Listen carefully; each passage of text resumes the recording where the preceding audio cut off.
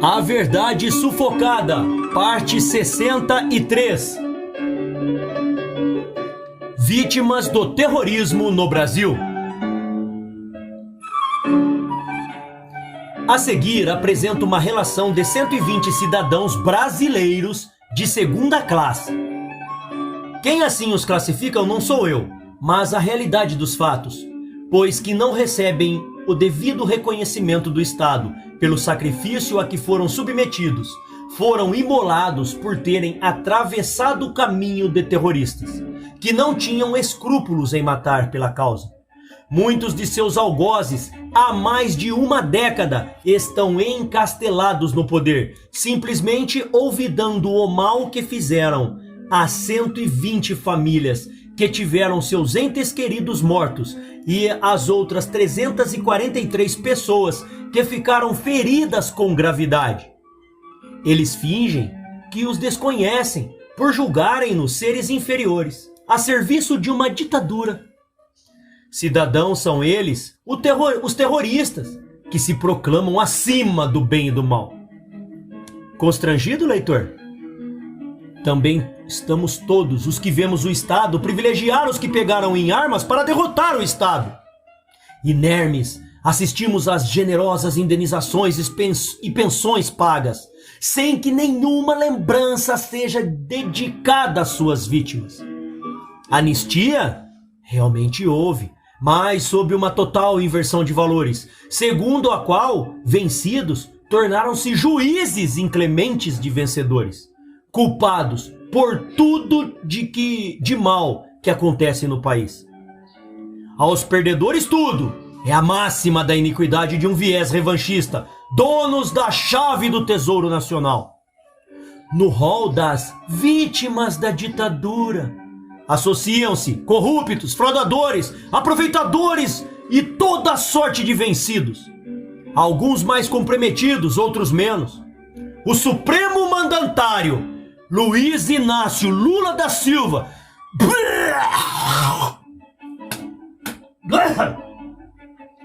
recebe generosa pensão por ter sido preso por alguns dias, ao afrontar a Justiça de Trabalho, recusando-se a cumprir decisão judicial. Por essa bravata, é tido como perseguido pela ditadura militar. Ora, caro leitor, todos nós, porém, temos culpa nessa injustiça. Quem de nós se interessou pelas vítimas do terrorismo? A sociedade brasileira, em algum momento, ocupou-se em saber o que de fato ocorreu? A elite intelectual e responsável preocupou-se em pesquisar com isenção para conhecer os fatos e estabelecer juízos de valor? Os que pesquisaram tiveram livre acesso aos meios de comunicação social para divulgar os resultados e assim estabelecer e estimular o contraditório? A mídia e os governos após 1985, em algum instante, preocuparam-se com esses 120 cidadãos de segunda classe? Repito, não sou eu quem os classifica assim. Na verdade, a sociedade brasileira não foi dada a oportunidade de conhecer com isenção, além do que lhe impingem lobos em peles de cordeiro. Pessoal, agora é o seguinte, da página 512 até a página 520 existe uma lista com o nome de todas as pessoas que foram vítimas dos terroristas da ditadura militar. São 120, tá? O que eles chamaram de ditadura militar. Tem o nome das pessoas, o responsável pela morte, aonde ocorreu, a função e a cidade e o estado, ok? Está em forma de planilha, não dá para ler assim. Eu não vou ler essa parte, quem quiser compre o livro e leia da página 512 até a 521, ok? Termina assim a planilha. Alguns desses casos estão descritos com maior detalhamento ao longo do livro. Perfeito? Então vamos continuar na página 522 após a planilha. Resumo: 43 civis 34 policiais militares, 12 guardas de segurança, 10 policiais civis, 8 militares do Exército, 3 agentes de Polícia Federal, 3 moradores do Araguaia, 2 militantes da Marinha, 2 militares da Marinha, 2 militares da Aeronáutica, um major do Exército Alemão, um capitão do Exército dos Estados Unidos e um marinheiro da Marinha Real Inglesa. Essas são as vítimas do terrorismo no Brasil. Há anos lutamos para que os familiares dessas vítimas sejam indenizados, como aconteceu com os dos subversivos e terroristas. Infelizmente, tem sido uma luta inglória, ignorada pela mídia e desconhecida pela sociedade. A comissão especial, instituída pelo governo, decide quem deve ou não ser contemplado com pensões e indenizações pagas pelos cofres públicos. Essa comissão só reconhece como vítimas aqueles que lutaram para implantar no Brasil uma ditadura de cunho marxista-leninista. Com isso, demonstra claramente a diferença de tratamento entre vencidos e vencedores, cria ressentimentos e contribui para o esquecimento e a paz, propostos pela lei da anistia, não sejam alcançados. As leis criadas a partir de 95 atenderam e beneficiaram apenas um dos lados, os dos vencidos. Seus camaradas mortos são as vítimas da violência do Estado. Não cometeram atos violentos, covardes e insanos. São sempre os pobres mártires da ditadura. Ai, ai, ai.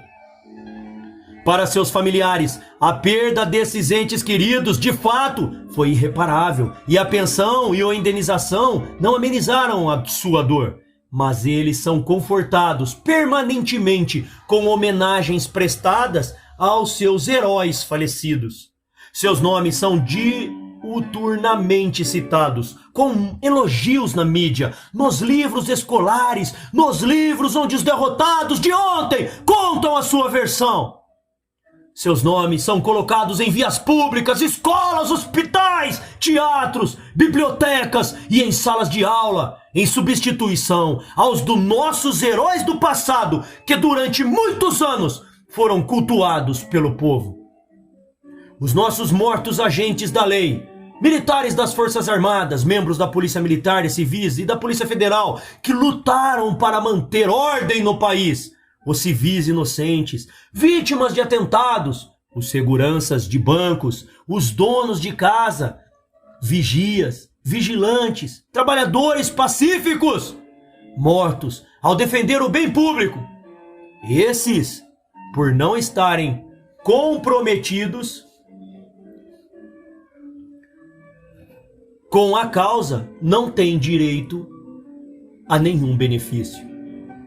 Nossos heróis são lembrados por poucos, são esquecidos até pelas instituições que os designaram para a missão onde perderam a vida.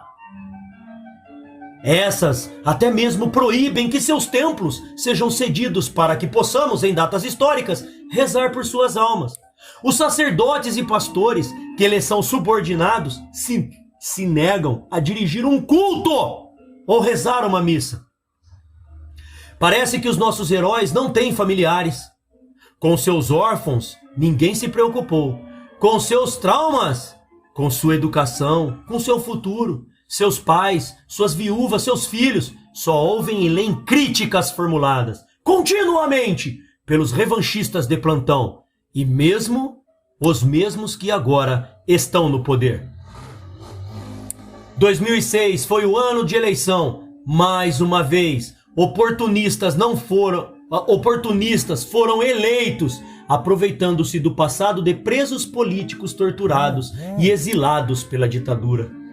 Nossos mortos não mereceram ter seus nomes lembrados pela Comissão de Direitos Humanos, que o deputado Nilmário Miranda tanto lutou para criar. Nem dela, nem dos ministros de Justiça, o presidente Fernando Henrique ou o presidente Lula. Nem poderiam pensar neles, pois são comprometidos com a causa, uns mais, outros menos, mas todos perseguidos políticos. Que foi, João? Ah, porque eu tô espirrando? É porque eu tenho alergia de ladrão, entendeu? Aí quando Passa um ladrão perto de mim aqui, eu espirro. Passou um aqui, você não viu aqui? Já saiu, já. Bom, desculpa aí, tá, pessoal? O João pergunta tudo. Como o deputado Nilmário Miranda, do PT, que participou ativamente do movimento estudantil, que foi militante da POLOP, organização trotskistas, que esteve preso por 3 anos e meio e teve seus direitos políticos cassados, iria pensar nos direitos humanos desses 120 mortos e dos 343 feridos? Ele que foi eleito por 3 mandatos usando a bandeira para horrores da ditadura? Imagina. Como querer que o ex-ministro da Justiça no governo Fernando Henrique, Aloysio Nunes Ferreira, o vulgo Beto ou Malcos, defenda os direitos dos familiares desses 120 mortos, se ele participou da luta armada? Ele, que em 10/8/1968 participou do assalto ao trem pagador de Santos, Jundiaí, e em outubro deste mesmo ano, no assalto ao carro pagador da Massey Ferguson. Ele que foi motorista de seu líder, Carlos Marighella, conhecido pela violência de seus atos, palavras e ações. E no Congresso Nacional, quem se lembrou dos mortos? Quem levantou a voz para defender uma equipe de tratamento entre mortos de ambos os lados? Ao que eu saiba, somente 2 deputados tiveram coragem de fazê-lo. O deputado Jair Bolsonaro e o deputado Wilson Leite Passos. Este último, em 1996, apresentou o projeto de lei 2397, criando uma comissão especial de indenização para indenizar as famílias de militares e civis que a serviço do Estado morreram ou ficaram inválidos no combate ao terrorismo. Ao que parece, esse projeto permanece engavetado. Nenhum senador, nem mesmo aqueles que chefiam organizações que tiveram membros assassinados fria e covardemente pelos terroristas, ousaram se pronunciar. Nós vamos continuar a reverenciá-los e a lutar para que seus nomes continuem sendo respeitados. Não há nada que nos fará esquecê-los, nem cargos públicos, nem posições políticas, nem mandatos eletivos, nem honrarias dos altos postos de comando das Forças Armadas, nem as demais benesses do poder. Continuaremos lembrando que eles morreram pela democracia e que merecem o mais profundo respeito da nação. Mártires da Democracia, Ernesto Caruso, 31/3/2005. Abre aspas. Cruzes de madeiras brancas, homenagem aos heróis mortos, vítimas das lâminas vermelhas da covardia, repetição da intentona de 1935, pelos súditos das ordens externas, matando e imolando irmãos. Reverência do Ternuma na trincheira presente, defendendo a memória das vítimas do terror comunista, na possível perseverança do instante, até que se lhes dê um unido pouso eterno, memorial ansiado por muitos, merecido por poucos, mártires, vencedores, cuja morte não foi em vão. Choramos juntos, defensores da democracia, vendo nos seus peitos as medalhas de honra, naqueles que covardemente lhes arrebentaram as vidas e defenderam seus filhos prematuramente órfãos. Órfãos sem prêmios, esquecidos, pois de si nada esperam, mães viúvas, jovens pensionistas, na forma da lei. Aos nossos heróis, as medalhas de sangue, essas não lhes arrebatarão. Fecha aspas.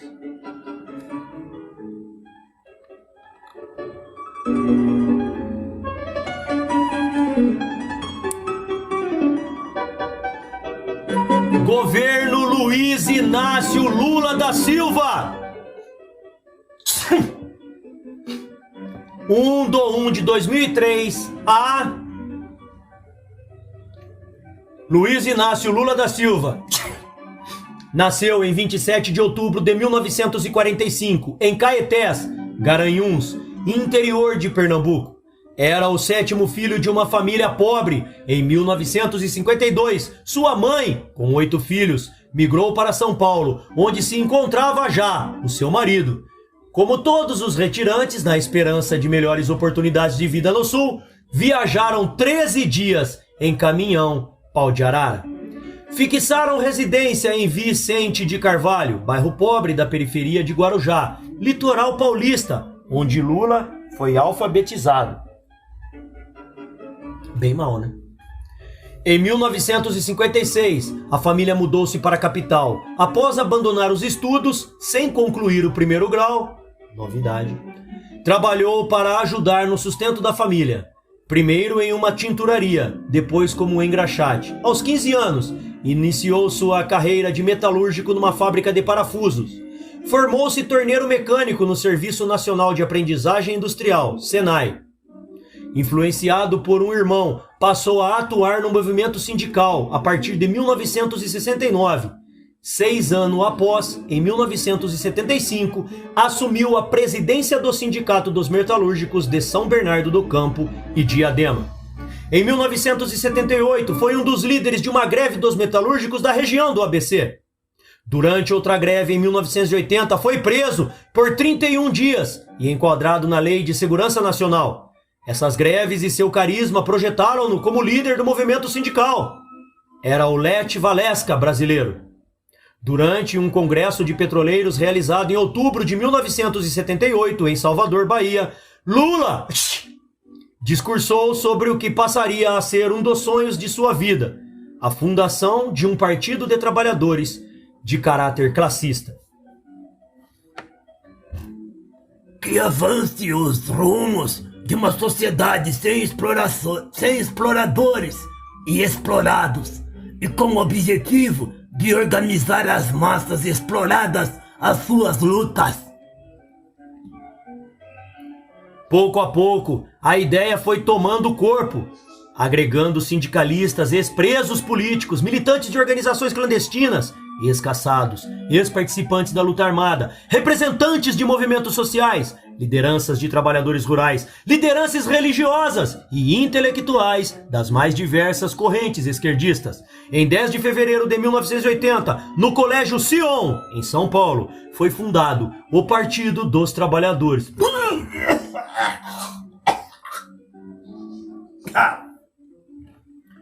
Em 1982, o PT estava organizando em boa parte do território nacional. Lula, nesse ano, disputou o governo de São Paulo, com o partido adotando as palavras de ordem. 23. O PT não vota em burguês. E abaixo o tacão dos patrões e generais. O resultado foi inexpressivo. Participou da fundação da Central Única dos Trabalhadores, CUT, em agosto de 1983, e em 1986 foi eleito deputado federal para a Assembleia Nacional Constituinte. As primeiras eleições diretas para presidente da República depois do regime militar ocorreram em 1989. Lula se candidatou, alinhado à esquerda, com o discurso radical contra o pagamento da dívida externa, contra a burguesia, defendendo a ética e a moralidade, como se fosse o partido monopólio dessas virtudes. Perdeu a eleição para Fernando Collor de Mello. O mesmo aconteceu em 1994 e 1998, quando foi derrotado pelo sociólogo Fernando Henrique Cardoso. Putz, poderia ter continuado assim, né, João? Mas fazer o que, né? Em 2002, mudou o tom do seu discurso radical. Era um Lula repaginado e conciliador. A escolha do empresário José de Alencar como vice-presidente. Não falou aqui, né? Era do PL, viu? Ô, João, é do PL! É, do PL. O partido que agora o Bolsonaro filiou, e que eles falam que é partido corrupto, entendeu? Agora ele é partido corrupto. Ó, o Nine Finger foi aliado dele lá. José de Alencar foi eleito os doisinhos. Era o pé. João. Pô, você não lembra do empresário? Era o empresário, Zé de Alencar, velhão, careca, branquelo. Naquela época não era corrupto, agora é. Entendeu? É assim que funciona. Aprendendo aí, seu Zé Ruela. Ai. João. A escolha do empresário José de Alencar como vice-presidente deu-lhe credibilidade perante as elites. A campanha eleitoral centrada na imagem Lulinha, Paz e Amor, criada pelo marqueteiro Duda Mendonça, agradou a opinião pública. No segundo turno, concorreu com José Serra, outro perseguido político, ex-militante da AP e voluntariamente exilado. Finalmente, depois de 3 derrotas, Lula foi eleito na campanha mais cara da história política brasileira. Durante 2 primeiros anos de governo, ele teve apoio parlamentar suficiente para aprovar seus projetos ao incorporar a base governistas com os partidos PTB e PL. Conseguiu com várias alianças a aprovação de propostas de emendas à Constituição, PECs, algumas a quais o PT sempre se opôs. O governo encaminhou ao Congresso os projetos de reforma tributária e de reforma previdenciária. Dessa última se destacam a elevação da idade mínima para a aposentadoria, a criação da contribuição de inativos e pensionistas, ferindo direitos adquiridos, e a privatização da previdência dos fundos aposentados, dos futuros aposentados, por meio de fundos de pensão.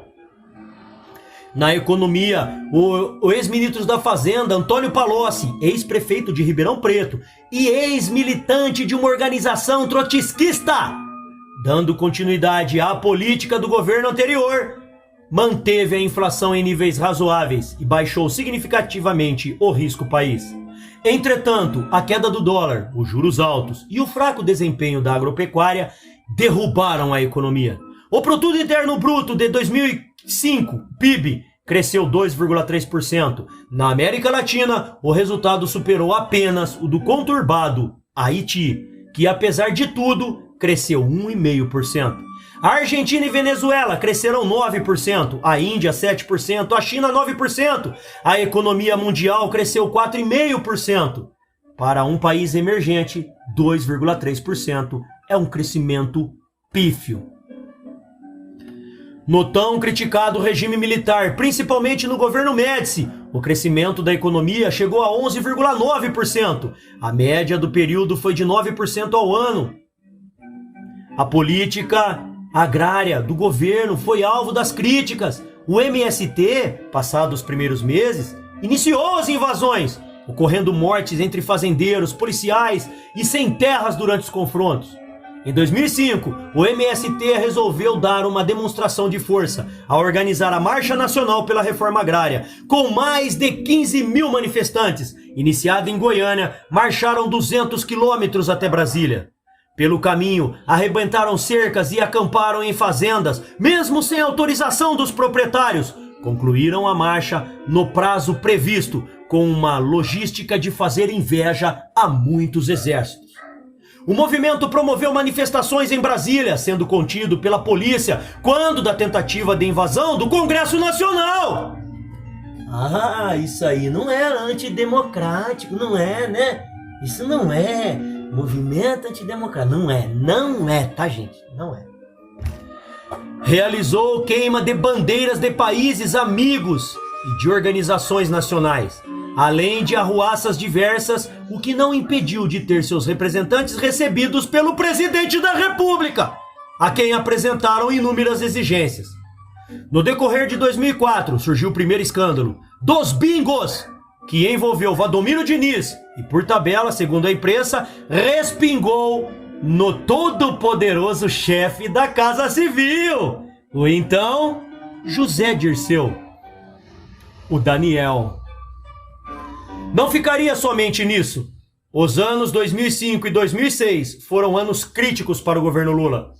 A crise recomeçaria com denúncias contra o deputado Roberto Jefferson, envolvendo pagamentos de propinas do Correio. Jefferson, por sua vez, sentindo-se traído pelo governo, denunciou um esquema de corrupção envolvendo políticos da base aliada do governo. A distribuição, segundo ele, de propinas para deputados votarem e aprovarem medidas do interesse do governo. O esquema recebeu o nome de mensalão. Era com a alegada distribuição de dinheiro, a maioria em papel moeda, que não deixava rastro, não assinava recibo, nem incriminava, que, segundo as denúncias, o executivo obtinha o apoio da Câmara dos Deputados para aprovação de suas propostas, xará. Repito, 2005 e 2006 foram críticos para o PT, achim, e para o governo Lula. Tentou-se de todas as maneiras preservar o Palácio do Planalto e o presidente sob a inócua justificativa de que nada sabia. Assim mesmo, membros de seu governo, como o ministro José Dirceu, o ministro Luiz Gushken, Antônio Palocci e funcionário do segundo escalão, caíram como peças de dominó. Na Câmara, deputados foram relacionados em uma lista de prováveis cassados. O primeiro foi Roberto Jefferson e logo depois José Dirceu, que ia reassumir a seu mandato de deputado. Outros renunciaram para evitar a cassação, inclusive o presidente da Câmara, Severino Cavalcante, e o presidente do Partido Liberal, Valdemar Costa Neto. Achamos ele. As comissões parlamentares de inquérito continuam, mas como ninguém passa recibo de atos como esses, as provas não se materializam, apesar dos indícios serem fortíssimos. Pera lá. Vamos lá. Valdemar da Costa Neto, considerado corrupto hoje pelo 9 dedos, ok? Estão acusando o Bolsonaro de ter se aliado com o PL. Ó, João, presta atenção. O Bolsonaro vai disputar pelo PL agora a eleição de 2022, certo? O Lula fala que ele é ladrão, é corrupto. Como é que ele sabe que ele é ladrão e corrupto? Ah, porque ele participou do governo dele mesmo, do Lula, é isso? Então ele tá falando que ele também é corrupto ou não? Ou eu tô enganado? É uma confissão de Cuba? E agora, João? Aleluia, João! Gente, estamos convertendo o João. É isso aí, João. Tá vendo como foi bom ler o livro, João? Aí. Eita, que bênção. Convertendo petista. Ei, vai ser uma maravilha. Valdemar da Costa Neto. Muito bem, então vamos lá. Apareceu dinheiro em todos os lugares. Depósito em contas, malas em hotéis, 10 milhões de reais em um avião. 200 mil reais em uma pasta em poder de José Alberto Vieira da Silva. E pasmem, 100 mil dólares escondido aonde? Na cueca que usava José Adalberto. Esse assessor parlamentar do deputado José Nobre Guimarães, líder do PT, na Assembleia Legislativa do Ceará. José Nobre é irmão de José Genuíno, na época, presidente do PT. Decididamente, não foram os melhores anos de Lula e do PT. Havia empréstimos milionários no Banco Rural, feitos em nomes de Marcos Valério, um dos donos de uma agência de publicidade, avalizados por Delúbio Soares, tesoureiro, e José Genuíno, presidente do PT. Delúbio foi demitido e José Genuíno pediu demissão. Nos depoimentos da CPI, ninguém sabia o que se passava com a contabilidade do partido. Ninguém sabia como as contas da campanha eram pagas. Na verdade, ninguém viu. Ninguém sabe e tem raiva de quem viu. De quem sabe ou de quem quer saber. A popularidade do presidente despencou, o que sugere para a parcela da população brasileira que o papel de Lula no escândalo do Mensalão foi, no mínimo, de omissão. Abre aspas. O governo Lula lidera o ranking mundial de perda de confiança. Uma pesquisa divulgada pelo Fórum Econômico Mundial nesta quarta-feira apresenta o Brasil como o país em que houve a queda mais acentuada na confiança da população no governo entre 2004 e 2005. Fecha aspas. bbcbrasil.com, 14 de dezembro de 2005. De maio de 2005 até o final do ano, o governo parou. No Congresso, nas ruas, nas televisões e jornais, somente se ouviu falar em mensalão. Agora, ano de eleições, Lula procura ganhar terreno com obras feitas às pressas, sem licitação, para se reeleger. Vejamos o que diz a respeito o editorial da Folha de São Paulo, de 22 de 2 de 2006. Abre aspas. A tática do despiste, o aumento maior do salário mínimo, a operação tapa-buraco, nas estradas, os subsídios à contratação de empregadas domésticas, a corrida para espalhar farmácias populares, a máquina eleitoral do presidente da República funciona a pleno vapor. Sua estratégia reúne a receita usual dos políticos em sua condição. Acumular a toque de caixa, realizações para exibir na campanha é a tática do despiste. Esta consiste em erigir entre o eleitorado e a requentíssima história da política um anteparo repleto de slogan, cifras e comparações com o passado escolhido a dedo. O objetivo é desviar os olhares dos descalabros éticos praticados na esfera federal a favor do consórcio de poder do presidente Luiz Inácio Lula da Silva. Fecha aspas. E como o próprio Lula diz que o homem público faz campanha todos os dias do ano, Vilas Boas Correia, do Jornal do Brasil, de 22 de 2 de 2006, escreve em seu artigo. Abre aspas. Emenda no soneto de Lula. Como não há obras prontas a inaugurar, o candidato percorre acampamentos de operários em 6 estados do Nordeste para dar uma olhada no andamento do programa de extensão das unidades universitárias. Onde não encontra o que ver, o jeito é inaugurar novas promessas. E cada parada, um improviso. Fecha aspas. Para completar, o PT,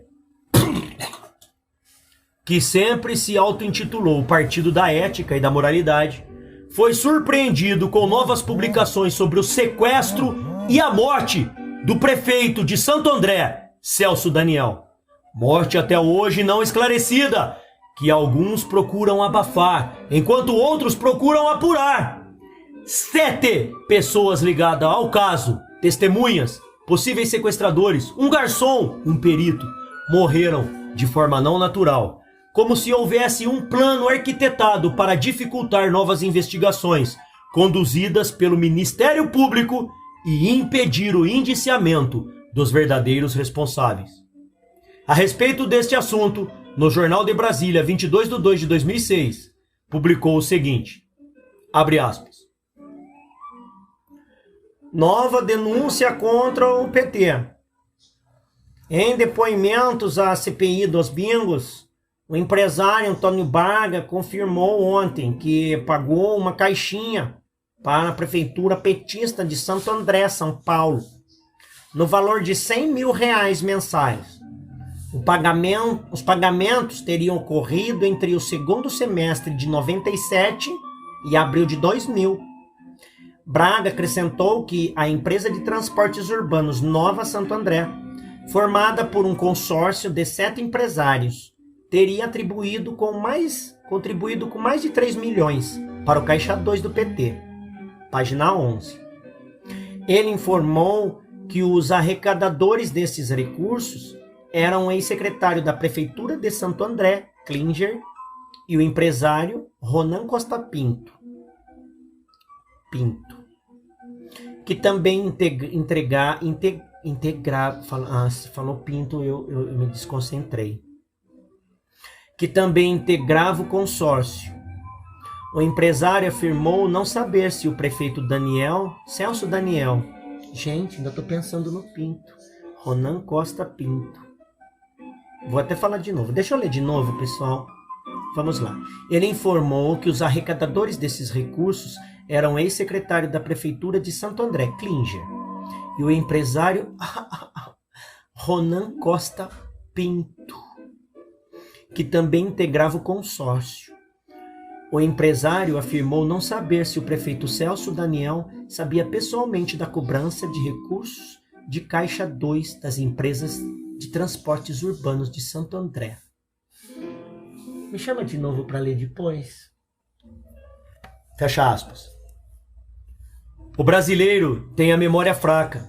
O que estarrece é que o uso eleitoral da máquina do governo deu certo, pois Lula reverteu, a partir de fevereiro de 2006, a sua decadência nas pesquisas de intenção de votos.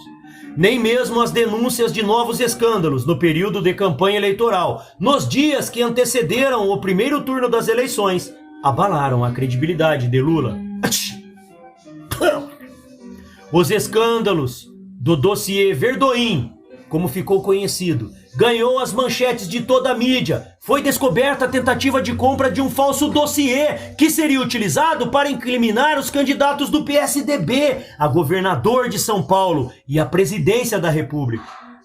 Os escândalos do dossiê Verdoim, como ficou conhecido. O escândalo envolvia militantes do PT e diretamente o assessor especial da Secretaria Particular de Segurança do Presidente, Freud Godoy, seu secretário particular. Além de Freud, que não explica o fato, foram envolvidos também Gedimar Passos, funcionário graduado do Comitê de Reeleição de Lula, e Jorge Lorenzetti, chefe de um setor catarinense do Comitê Churrasqueiro e churrasqueiro de plantão do presidente Lula. No ato de entrega do dinheiro, foi apreendida a quantia de 1.700.000 em dólares e em reais, que seriam usados para pagar o dossiê, que, se utilizado, poderiam desequilibrar a campanha dos candidatos do PSDB. A Polícia Federal, mesmo prendendo em flagrante o portador e os receptadores do dinheiro, não conseguiu, até o momento, janeiro de 2007, identificar a origem da mala de dólares e reais. Nem isso abalou a crescente popularidade do presidente, que, como sempre, apesar da proximidade dos protagonistas da façanha, não soube e não viu nada. E o que nós sabemos disso tudo é que o grupo foi classificado por ele como aloprados. Ai, ai, como é triste ler a história. Apesar disso, Lula